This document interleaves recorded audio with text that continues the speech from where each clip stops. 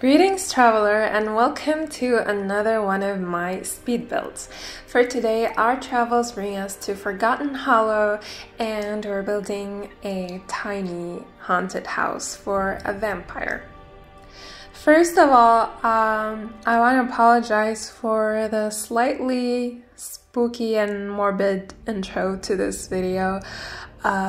This isn't as scary as the intro implies, at least I hope not. There might be a slightly morbid and macabre theme going on for this house, because it is a haunted house and it's occupied by a vampire and it's surrounded by a graveyard. Plus there is another slightly macabre detail that I'm gonna leave as a surprise. It's probably for the best, but you will see that later. The inspiration for this came from a real-life chapel. It's called the Teller's Chapel in Tartu, Estonia. And it's located inside a cemetery which is called Old St. John's Cemetery. That's not the Estonian name, it's the English, but I'm not gonna pronounce the Estonian name. I was doing some research and I came across an article in Wikipedia about different types of buildings, and listed in that were chapels, and underneath chapels was this specific one. And when I saw it, I just thought that it was very cute, and I like how it was surrounded by a graveyard. I immediately had an idea of how I want to recreate it in The Sims. I'm a fan of cemeteries. I know that's a weird thing to say, so this build really quenched my thirst for something that is slightly more on the darker and spooky side. So if you miss Halloween, if you're a fan of Halloween like me, then you're going to enjoy this video. And like I said, don't worry, it's not as scary as you probably gathered from the intro. Although I did choose some slightly spooky and scary music for this, but I'm personally a fan. I just love the whole aesthetic and atmosphere of this whole video. I know it's not for everyone, so if you're into my usual kind of builds, then I don't know, skip this one, or just try and give it a chance. I really like this build. So this is the Caretaker's Chantry, and a chantry, if you didn't know, I'm gonna read this from the dictionary, is a chapel endowed for priests to celebrate masses for the founder's soul. So yeah, it's basically a chapel, a tiny church. And I thought that the caretaker for this graveyard lives in that little chapel. Like, he converted it into his own home and he lives there. And then the idea just kept evolving from there. You know, since this is the Forgotten Hollow, I thought that it would make more sense if the person that lived here is a vampire. So then I decided this is probably a vampire graveyard, and the vampire caretaker takes care and tends to these vampire graves. This backstory does evolve later on, but like I said, I'm gonna leave that part as a surprise till the end. It's not exactly a pleasant surprise, but it could be if you're a weird person like me. So these gravestones are from, I'm not gonna pronounce the name because I don't know how, but it's ZXTA. There are pretty interesting because you can interact with them. They're actually gnomes. Like, I don't know, don't ask me how, but they're classified as gnomes in the game. So, you know how you can interact with a gnome and give it a name? Well, these are basically like that. You can give them a name. So I took advantage of that and gave all of the graves names, like some sort of engraving or an epitaph. The outside of this chapel just looks very historical.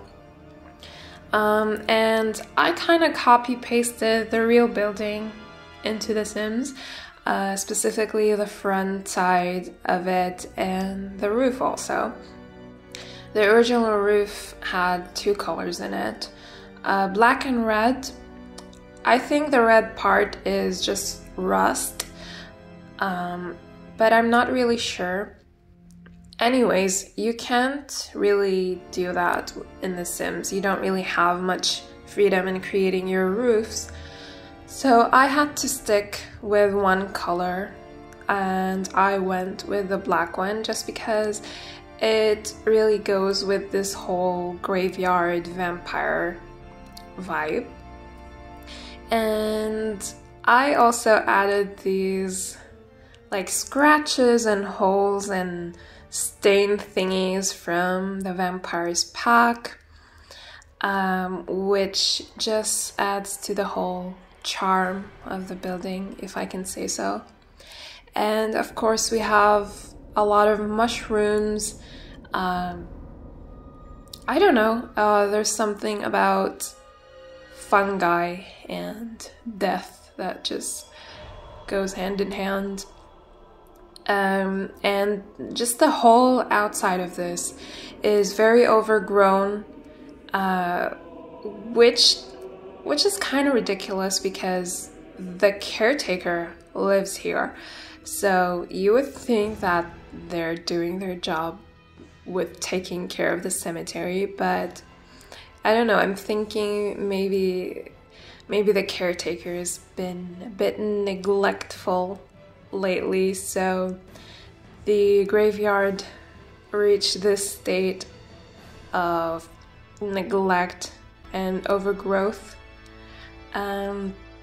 But it's still being visited by the kin and the loved ones of these deceased people. So there are roses and photos everywhere, you know, just to not make it as morbid, I guess. I don't know. I thought it was a nice detail to add these little things to each of the graves. And also, I did get some inspiration for this build from The Witcher 3. I feel like I mention that game a lot, but it is my favorite game. There's this character in the Hearts of Stone expansion. If you're playing The Witcher and didn't reach that expansion yet, there might be some spoilers. So there's this abandoned and haunted estate. No one lives there except for this one very creepy monster. His name is the Caretaker. Very, very creepy monster. He doesn't have a face, and he's the one who takes care of the estate. Although it does look abandoned and neglected, just like this graveyard. And he has like graves all over the backyard, so that's where I got the idea from for the caretaker that lives here. And he's dressed in these clothes that are kind of like the Grim Reaper's clothes. So the sim that lives here, the caretaker, is dressed in the Grim Reaper's clothes. Here he is, you can see him. For the interior of this house, I obviously wanted it to be very black, but at the same time I wanted it to be a little more bright, so I didn't go full on black.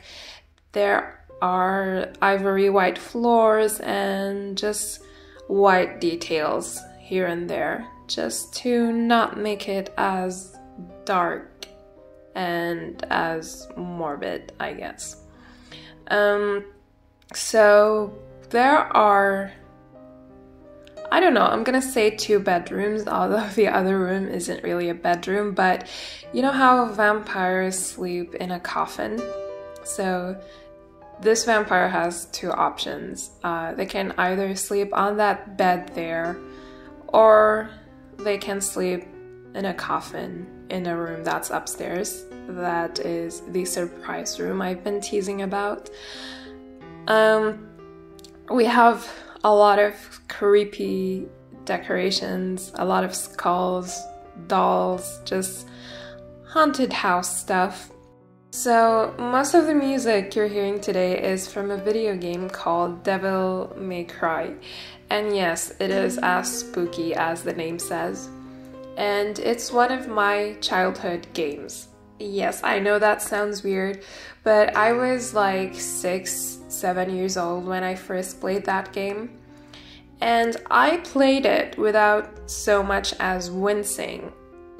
I just really had the stomach for these horror stuff back then, which I don't now, ironically. Like, it's just a thing I have in general. Like, when I was a kid, I used to watch horror movies without getting scared at all. But now that I'm an adult, I just can't watch a horror movie. I just get too scared. And I don't know why. It's supposed to be the other way around. So is there anyone else like that out there? Please let me know, because it's just very weird. Like, kids are supposed to be scared from these horror stuff, but apparently I wasn't affected. You'd think that these things would traumatize me, but they didn't. And I did try to play Devil May Cry after becoming an adult. I think I tried to play it maybe 3 or 4 years ago, and I couldn't.